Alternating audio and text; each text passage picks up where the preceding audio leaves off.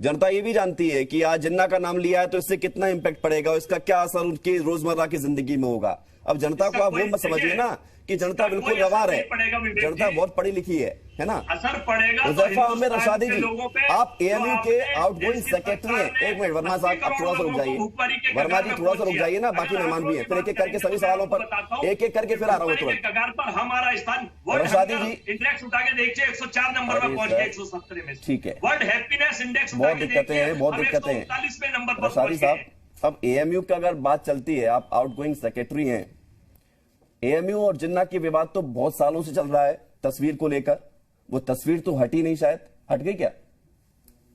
आप कंप्लीट कर रहे हैं फिर बता दूं। नहीं तो तस्वीर हट नहीं रही है, अब जिन्ना का जिक्र हो रहा है, आप इसे किस नजरिए से देखते हैं? क्या लगता है कि एक वर्ग विशेष जिन्ना के नाम से खुश हो जाता है? देखिए, जो बात कल उन्होंने कही किसी प्रोग्राम में अपने, उस बात में कोई बात गलत तो कही नहीं गई। आप अगर देखें तो जिन्ना भी इसी हिंदुस्तान के फ्रीडम फाइटर थे, जिस तरह महात्मा गांधी थे, जिस तरह पंडित नेहरू थे, जिस तरह और तमाम लोग थे, उसी तरीके से जिन्ना भी इस मुल्क के एक फ्रीडम फाइटर थे। ये अलग बात है कि जब हमने अंग्रेजों से आज़ादी हासिल कर ली, उसके बाद वो बदकिस्मती थी हिंदुस्तान की कि हिंदुस्तान दो टुकड़ों में बढ़ गया, नहीं तो आज हम लोग कितने पावरफुल कंट्री होते वो दुनिया जानती है। उन्होंने जो बातें कही वो बिल्कुल गलत नहीं कही, और ये भी सच्चाई है कि जिस इंस्टीट्यूट की उन्होंने बात की वहां से उन तमाम लोगों ने तालीम हासिल की। जो जिन्ना के बारे में हम लोगों ने कई मरतबा ये बात कही है कि जिन्ना हमारे लिए इतिहास है, आस्था नहीं है। हमने कभी नहीं उसको उठाया। ये सवाल बीजेपी के नेताओं से क्यों नहीं होता? अटल बिहारी वाजपेयी जब 2005 में पाकिस्तान गए तो उन्होंने कहा कि मैं जिन्ना को सेकुलर मानता हूं। आडवाणी जी गए थे जी, आडवाणी जी ने कहा यह बात पाकिस्तान में जाकर के। उसके बाद 2011 में जब इन्हीं की पार्टी के एमजे अकबर की बुक का रिलीज था, उसमें इस बात को दोबारा रिपीट किया आडवाणी जी ने कि जिन्ना इज ए सेकुलर मैन। ये उनका स्टेटमेंट मैं कोट कर रहा हूं, मौजूद है, आप देख लीजिएगा कि उनसे बड़ा सेकुलर मुझे कोई नहीं दिखता। मैं उसकी बात ही नहीं कर रहा हूं। कब्र पे फातिहा पढ़ने भी ये बात, अब ये बात अखिलेश यादव की भी तथ्यात्मक है जिन्ना पे उस वक्त जिन्ना के बारे में इतनी बातें कर रहे हैं, तो ये अपने गिरबान में एक बार झांक करके क्यों नहीं देखते कि अगर जिन्ना वाकई इतने खराब थे तो आपने पार्लियामेंट के अंदर क्यों तस्वीर टांग रखी है? हुज़ैफा साहब, आपने एक बात बताइए, एक बात है? बताइए हुज़ैफा साहब, जो व्यक्ति आज सही है कल वो पलट जाए तो क्या उसकी सही की वकालत करते फिरेंगे या उसकी मौजूदा स्थिति पर बात करेंगे? शुरुआत भारतीय जनता पार्टी को करना चाहिए, अपने अंदर के लोगों को। अच्छा, आप तस्वीर हटाइए नहीं, शुरुआत भारतीय जनता पार्टी करे। आपको वो इतिहास पसंद है, आपको उनका आजीवन जो सदस्यता है वो पसंद है, आप उस नियम से बंधे हुए हैं। बाकी आपने कितने लोगों की फोटो लगा दी वहां पर?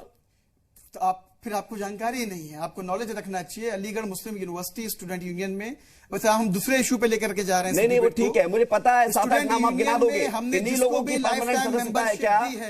उन तमाम लोगों की तस्वीर वहां पर है, आप जाकर के देखिए। महात्मा गांधी की आप मुझे बताइए, सारे सदस्यों की परमानेंट तस्वीर लगी है क्या वहां पर? मौलाना अबुल कलाम आजाद की तस्वीर सारे परमानेंट तस्वीर लगी है क्या वहां पर? में दी गई थी जब हिंदुस्तान आजाद नहीं हुआ था, सारी तस्वीर लगी है क्या? उनकी तस्वीर, ये सारे नाम मैं भी गिना दूंगा, मुझे भी पता है। आपकी स्क्रीन पे जो चल रही सारे नाम, तमाम लोगों की तस्वीरें आपको दिख रही है। सारे नाम ये बात मत कहिएगा और कितने लोगों की तस्वीरें। आप ये बताइए सारे परमानेंट क्यों? अच्छा एक बार बताइए क्यों तस्वीर लगी है, मुझे पता, बताइए। इसलिए लगी है कि जिन लोगों, आप सुनिए पहले बात को। अलीगढ़ मुस्लिम यूनिवर्सिटी की स्टूडेंट यूनियन एक वाहिद ऐसी स्टूडेंट यूनियन है जो by the act of parliament है। उसका कुछ अपना कॉन्स्टिट्यूशन है, उसके कुछ अपने स्टैट्यूट हैं, जिसके थ्रू हम लोग लाइफ टाइम मेंबरशिप देते हैं हर साल। नई स्टूडेंट यूनियन किसी ना एक को लाइफ टाइम मेंबरशिप देती है जो भी प्रोमिनेंट पर्सनैलिटी है हिंदुस्तान की। ठीक है। 1938 में हमने जिन्ना को दिया था। 1938 का 47 से पहले जब हिंदुस्तान पाकिस्तान का बंटवारा भी नहीं हुआ, हिंदुस्तान आजाद भी नहीं हुआ। एक मिनट, और सिर्फ उनको नहीं दिया था, उस जमाने के तमाम बहुत लोगों को दिया था, मुझे पता है। हिंदुस्तान आप ये बताइए, प्ले किया था आपने अब तक कितने लोगों को दिया वो परमानेंट वाला? आपके पास आंकड़ा तो होगा ना, आप तो उसके आउटगोइंग सचिव हैं। क्या है, कितने लोगों को दिया? मैंने बताया आपको पहले कितने लोगों का आंकड़ा बताइए हमने। अरे ये सब ठीक है, कितने लोग?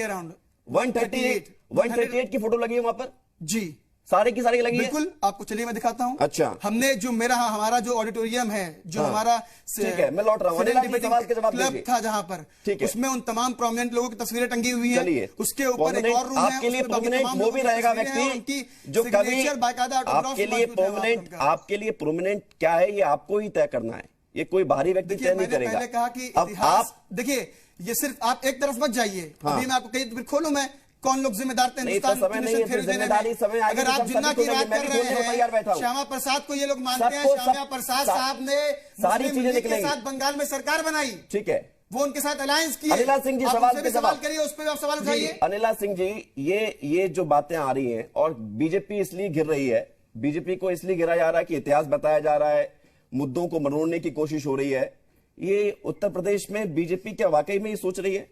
और इसका जवाब क्या है फिर आपके पास?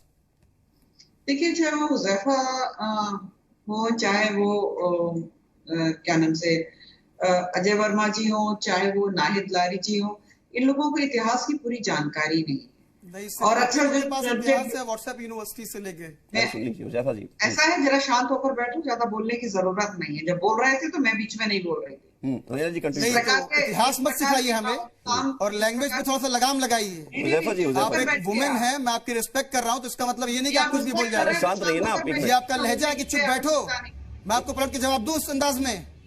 अगर मैं अलीगढ़ से आया हूँ तो इतनी तहजीब रखता हूँ। हुज़ैफा साहब शांत रहिए।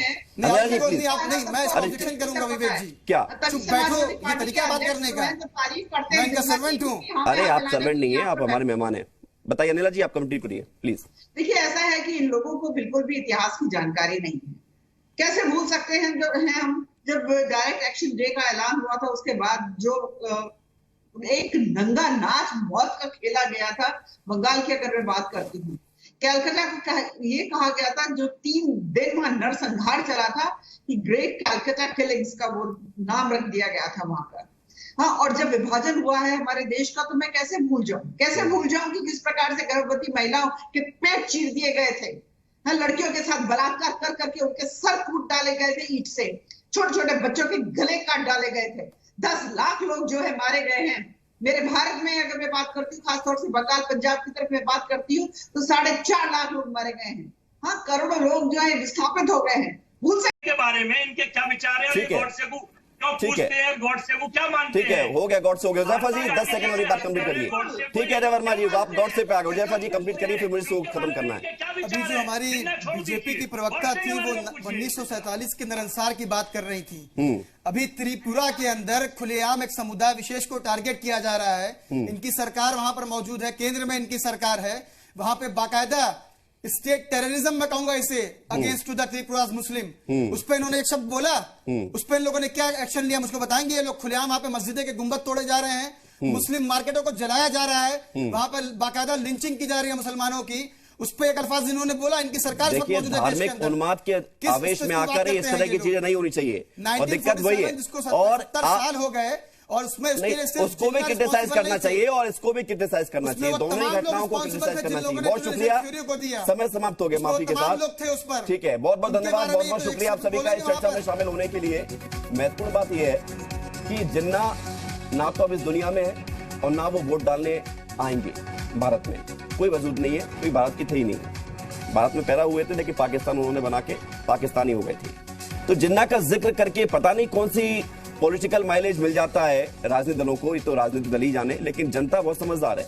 जनता को पता है कि कौन जिन्ना को लाकर बीच में क्या करेगा या जिन्ना से क्या होगा। जनता को असली मुद्दे पता, इसलिए असली मुद्दे पर राजनीति हो, ये ज्यादा बेहतर रहेगा, चुनाव के लिए भी और लोगों के हित के लिए भी। बहुत शुक्रिया।